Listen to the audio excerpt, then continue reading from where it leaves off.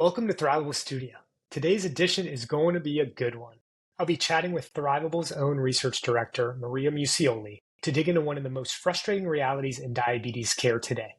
That despite the rise and increase in awareness of GLP-1 medications, most eligible type 2 diabetes patients still aren't using them. We sat down to unpack some findings from a recent patient survey we completed to uncover why this may be. And with that, let's chat.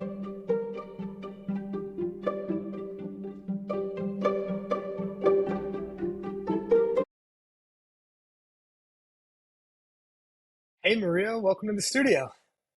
Hey Adam, thanks for having me.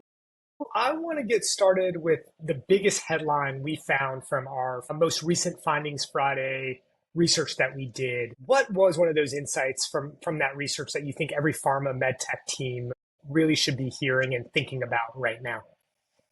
One of the things that we have really tried to dig into, and not just in this Findings Friday effort, but for several years now, collecting a lot of data on GLP-1 behaviors, is kind of what goes through the heads of people who are still in that consideration phase. So they're aware, right? They've maybe heard that there are these great benefits, and maybe they have even friends who have tried it that they've heard by word of mouth, and maybe even their provider is recommending it to them, but they're still not using it. So one of the things that we've been really trying to dig into are those why reasons, kind of what's holding them back, right? What's holding them back from trying it out when they are eligible and it has been made recommended to them by their healthcare provider. And as far as reasons go, there's certainly folks that are a bit uncertain about maybe taking an injection for the first time in their life.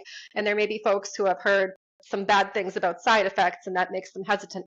But overwhelmingly, the reason that comes out on top across the board in our research has been just cost barriers. So either their insurance isn't covering it for them or it's not covering it to, a substantial extent for them to be able to take that leap.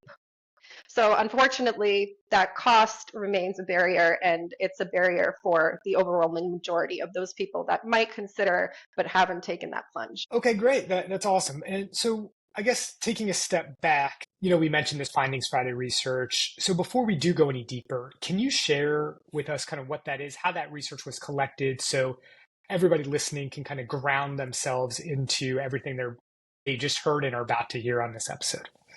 Yeah, absolutely. The story of being very interested in collecting the patient experience data in the GLP-1 space actually goes back to probably all the way late 2022, somewhere around there. I know early 2023, our mass data collection efforts really picked up. So we started surveying thousands of patients at a time that were either eligible for GLP-1 therapies or had already adopted GLP-1 therapy to better understand that experience and any barriers and challenges that they experience. I believe we started putting out some data right about a little over 2 years ago now, and we've continued to several times per year collect data by surveying anywhere from 500 to over 2,000 patients at a time. And our Findings Friday has definitely also been a little bit more involved. It's not solely focused on GLP-1 experience, it's focused in patient experience across the board in a variety of topics. But certainly in the GLP-1 space, we've also included questions and probes to figure out the challenges that people are experiencing, why people are abandoning, why they're switching, and everything in between. How are we identifying what questions we do want to ask to ensure that we get the information we're collecting so we can even come to people today and inform them about these findings that we are finding? Yeah, absolutely. So we definitely focus on people who qualify for GLP-1 therapy, either by BMI or a diagnosis of type 2 diabetes. And at the start, we always ask about awareness. So we might give a few examples and say, hey, have you heard of these medications? And most people have at this point. And I've seen that trend over the years of the awareness really picking up.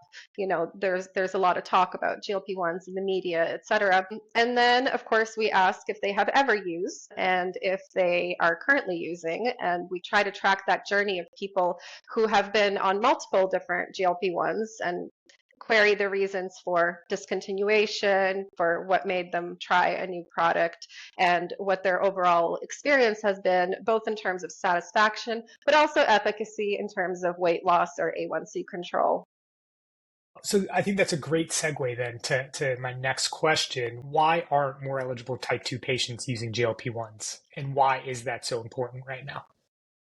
Yeah, and now that they've been on the market for several years, probably there's a lot more trust and likelihood of providers being more likely to prescribe. We do see this in our HCP survey work as well.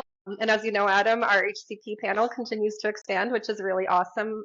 Kind of going hand in hand with the patient experience, super important to understand how prescribers view GLP-1s and the types of patients that they feel that they're appropriate for.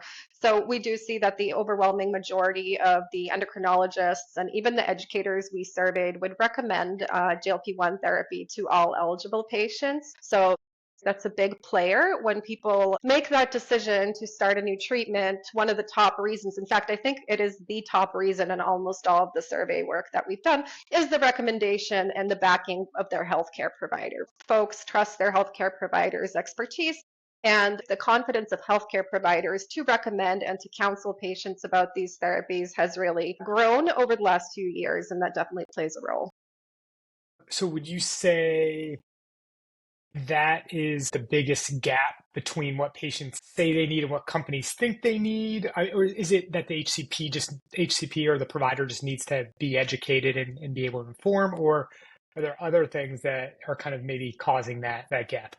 It's really interesting because we were talking earlier about how there is a substantial proportion of patients to whom a healthcare provider has recommended it, but they don't adopt. And again, a lot of those are due to cost issues, but there are some signals out there that indicate that perhaps the patient education side is a little bit lacking.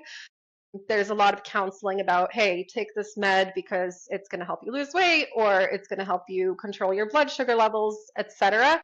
But there is less education about what to expect when you're taking your first injection.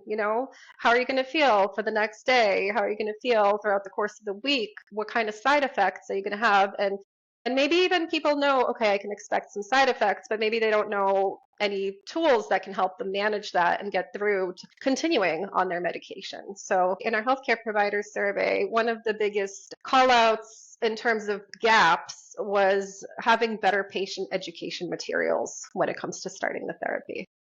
Another thing that we found in that survey too was providers say most patients don't fully understand their condition as well. Oh yeah, that's absolutely true. In particular, if I recall, patients with type 2 diabetes, I think it was close to 90% actually of providers surveyed said that they feel that their patients don't fully grasp the nuances of their condition and how to manage it. So how much of this do we feel is about communication and education and not just access? That's a good point, and I guess it brings me to think about the limited time during appointments if people are scheduled for a quick consultation and just get checked out and get a prescription for weight loss or get a prescription for their diabetes management. There's probably just a lack of time to get all of their questions answered. And we see that reflected in our patient surveys. One of the top concerns or wants that patients have that where they feel their needs aren't being met is actually having that additional time with their healthcare provider, additional conversations, and kind of working together as a team to manage their health. What we also found is it maybe is not just the patient education, but we had providers tell us that they're also unsure about maybe the guidelines or prefer injectables over orals. How does that HCP education affect the Hmm. patient? That's a good question. So, I mean, there are not a lot of, obviously the oral formulations are at this point quite limited. Most of the GLP-1s are injectable medications. In terms of efficacy, based on the survey data we've seen, most providers don't feel that an oral formulation is able to provide the same kind of clinical benefits that an injectable would. Now, flipping the table on that, there is a sizable proportion of super injection hesitant patients. We've seen anywhere from 20 to 30% who say that it is a serious consideration having to take an injection as opposed to take a pill. So it's kind of a double-edged sword there. Maybe you get more clinical benefits and the providers understand that and explain it to people, but some people at least are going to be injection hesitant enough that they're not going to go on the product no matter what if it's an injection. Have we seen in our research at all that a change or trend in that over time? Yeah, I think it's too early to say. I think we may have seen, at least in one study over time, a drop from like 30% to 20%.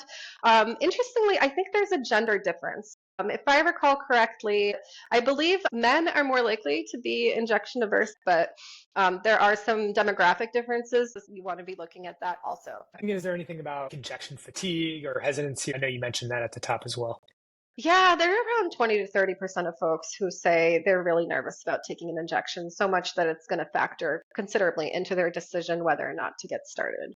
Gotcha. Do we have any stats around the number of patients who maybe are interested but don't qualify for GLP-1s? Well, we do see some people that are eligible based on BMI or type 2 diagnosis, but they're actually unaware or they think they're uneligible.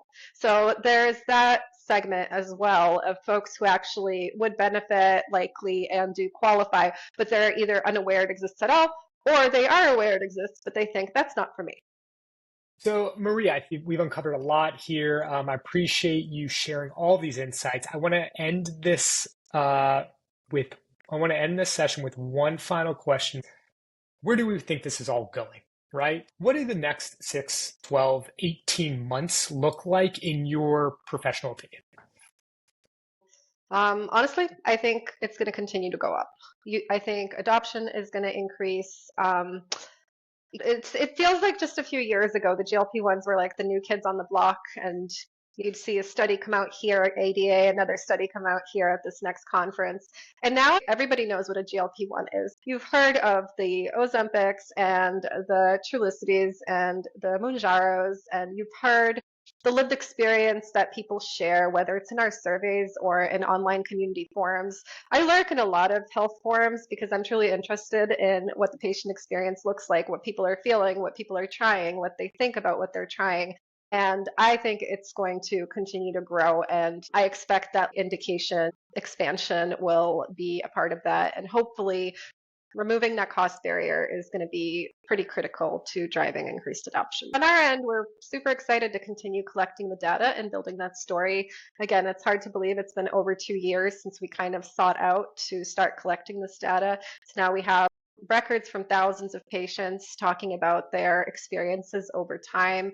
And again, following those patient journeys from consideration into trying it, into either sticking with it or switching to something else or abandoning has been truly fascinating. And really excited to continue to collect that data both on the quantitative side of things, but also through open-ended patient feedback, which is something we're really excited about.